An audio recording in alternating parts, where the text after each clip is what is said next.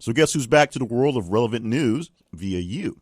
We have Jane Austen, Google Glass, Sisqo, and Ryan Phillippe as he comes back for a new season of Shooter on USA Network. Although that one may have some issues. We'll talk about all those stories and a couple more that we chatted about all day yesterday in the Daily Recap podcast today for July 19th, 2017.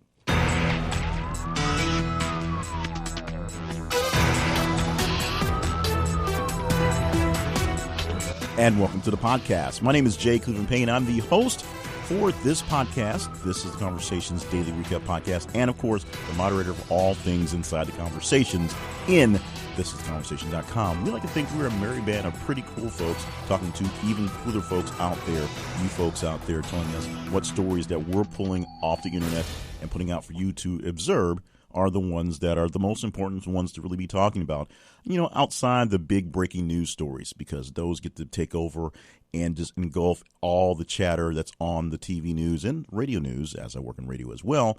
But sometimes there's other things that are interesting, that are cool, that are just kind of weird out there that pick up people's attention. And since there's less water cooler talk, we do it here in a form for the podcast. You can be a part of the water cooler that is internationally online all the time by going to Twitter, and you can follow us at th_conversation. Go to Facebook, follow This Is The Conversation. Go to our main website, which is, of course, thisistheconversation.com, and reply to the stories there as well. We thank you for all your responses, all the time you give us, and hopefully we are doing a pretty good job of keeping things a bit more brief, getting in more stories quicker. You let us know, give us more feedback on that as we go along. Right now, let's get into the more stories and hopefully get them quicker. Now, we start off with Ryan Phillippe, or Phillippe, as I've heard it say. Yesterday was the premiere of Shooter, the USA Network TV show here in the United States that was based off the movie by Mark Wahlberg. The TV show stars Ryan Phillippe, who's kind of a budding youngish teen actor, and now that he's in his mid-30s is doing the more mature things. Ryan Phillippe actually broke his leg a few days ago, before they actually re-released the first episode for this season series, and broken in a pretty weird freak accident on set. He is out for a bit, which means production for the show is on hold for a bit because he's the star. Now, in past series, things like that, when they had a show that had an actor that was a main actor who was out for a good period of time, this happened a lot for shows that had women who were pregnant and were past the stage where you can hide them past large objects, and they were gone for a time. They wrote a lot of side issues and side episodes around side characters. This time, it's going to be hard to do since all the action essentially revolves around Phillippe's character, who is a sniper who is spending some time running from people who are trying to snipe him. That is really the case. So we'll see how many episodes we'll actually get out from this show, Shooter, and how long it takes for them to get back into production full time for the rest of the season. Meanwhile, Google Glass also back in the news and back with a new focus on the business consumer. Now, Google Glass was sort of an experiment when it first came out. It was essentially a pair of glasses that had a camera on it that basically gave you 24/7 hookup to whatever. So you could stream things, you can record things, you can do all sort of camera things. It was going to be some sort of jump into, augmented reality until, people started putting those big goggles with the phones in it on their heads and wandering around that way. Google Glass is back, and it's not back as an experiment. It's back in attachment to the Alphabet X project, which means it's going for a more enterprise use, for a more industrial use, and the people who are using it right now are loving it. Google Glass is a perfect tool for people who are working on things that can make things work out, and they gave the device to many developers who came up with great apps that will help you use the glasses camera and, of course, the power of your phone and the internet and whatever to take care of real-life things in real-life work, as opposed to just wandering down the street, going to a bar, and wondering if that weirdo is actually recording you walking away. So a lot more safer uses, a lot more use in the workplace where people are enjoying this as opposed to just being a new gadget to play with. Now, as opposed to Snapchat spectacles, which are totally made for fun, those things only record about 60 seconds worth of stuff. This thing, the Google Glass, will be full powered and even better than the original.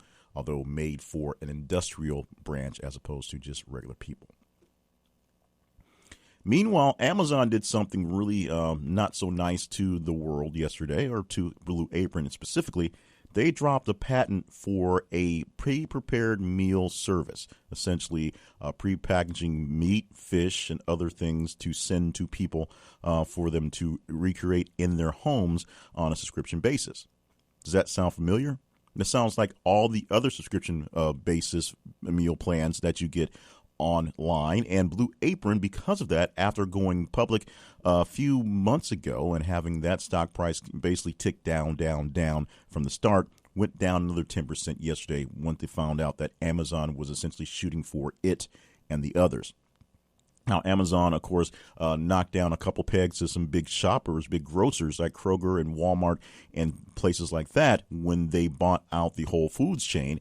Even though Whole Foods has very expensive stuff, Amazon finds a way to make that expensive stuff appealing and get it to you on a cheaper level as well. So we will soon see how well that works out. And, of course, soon see if Amazon has a 1-2 punch for all things groceries as they compete directly with the grocers, the people that hold the stuff in the store for you, and the people who wait for it to come to them at their home ready to be prepared as well.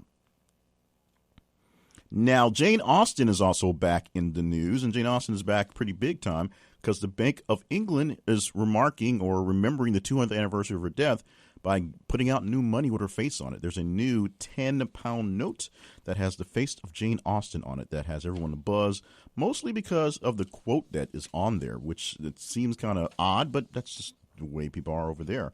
The quote is, "I declare after all there is no enjoyment like reading," with an exclamation point. However, the quote was spoken from a person who actually had no interest in reading, but was just basically ponying up to someone because she was trying to impress someone else. The whole point of that Pride and Prejudice and Wuthering Heights and all those stories get kind of lost in me because I read one of them and got one confused in a book report or whatnot. But Jane Austen, pretty big deal for many people and pretty big deal for the folks in England, big enough to put her on money for a little bit. So she is now the face of the £10 note. The White House is downplaying a meeting by Trump and Putin, and it's not the first meeting that they downplayed, even though they put a bit of emphasis on the 2-hour meeting, but then sort of try to back away when there were some differences in between what the Americans said happened and what the Russians said happened. Apparently, there was a second meeting after an outing event, a night at the opera, the theater in Germany, and then Putin and Trump went to a corner someplace, and chatted for an hour. And the only one there was a Russian interpreter to interpret for the two. But it was a Russian interpreter interpreting essentially for Putin to Trump, and not so much an American interpreter to keep an eye on what's going on. That being said, the only person that knows what was said is, on our end, is Donald Trump.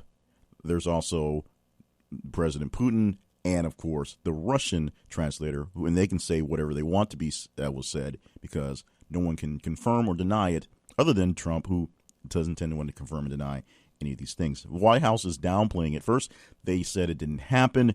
Then they took it as just kind of a standoff, a couple minutes of talking. Of course, the fact that they spoke for an hour, even with an interpreter to slow things down, means that something substantial probably was talked about, and it probably was not the 87 Mets. Although, who knows? Putin may be a Mets fan. Who knows? He does that stuff.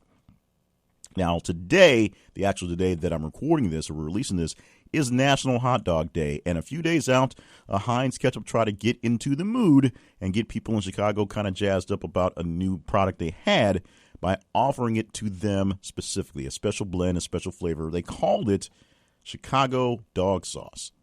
And it's tomato-based, it's spiced with some spices and all kind of jazzed up, which, if you may think about it for a moment, sounds a lot like ketchup, which, if you're a Chicagoan, isn't exactly the condiment of choice for hot dogs. And there are many people who are up in arms about the thought of hot dogs being put on their hot dog or ketchup on their hot dogs, and the fact that Heinz is trying to get around that by just calling it Chicago dog sauce and not ketchup. If you see it someplace, give it a taste. It's basically is ketchup, but with a little bit of a extra kick made for Chicagoans specifically, or something to throw on their hot dogs. You give us a taste and tell us what you think about it and whether you think it's a silly notion or whether a pure Chicago dog do not have no ketchup. Ed Sheeran has dropped off from the world, or at least dropped off from the electronic world of Twitter for a while, because he was savaged after his Game of Thrones cameo for the premiere a few days ago. Now, Ed Sheeran just kind of showed up in the army and kind of started singing at random inside of the army, and people thought, well, that's pretty interesting. Some random dude just shows up inside of his troopers and starts singing Ed Sheeran songs. That's pretty interesting. It was horrible. It was horrible, and the people didn't like it. It got so much bad response that A, people just complain about it, and B, because there is such thing as Twitter, Ed Sheeran could see these things essentially thrown directly at him. He shut down his Twitter for a while because he's a little bit tired of dealing with all the details. And back in the spotlight is Sisqo, who, of course, brought us the Thong Song on his own, and that's pretty much only brought on his own. Together with the group Drew Hill, him and the four guys did a lot of great music together. Then he did his own thing and went to the Thong Song, which was, I'm sure, made him a lot of money.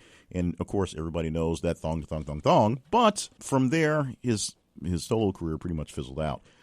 He's hooked up with a Norwegian DJ trio by the name of JCY, and they remade the song with a new beat. Now, it's listening to it, it's not too bad, but it's, the Thong Song redone again.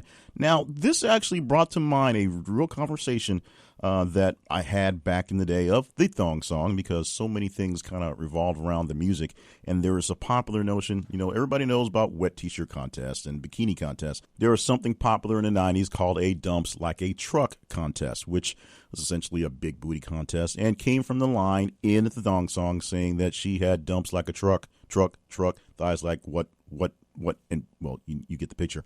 An actual conversation had one night late after leaving the club, where various people dropped lines about the whole nonsense, and I actually stated the words, I don't want to look back in my life 20 years from now and have to explain to my kids how I met my wife at a dumps like a truck contest.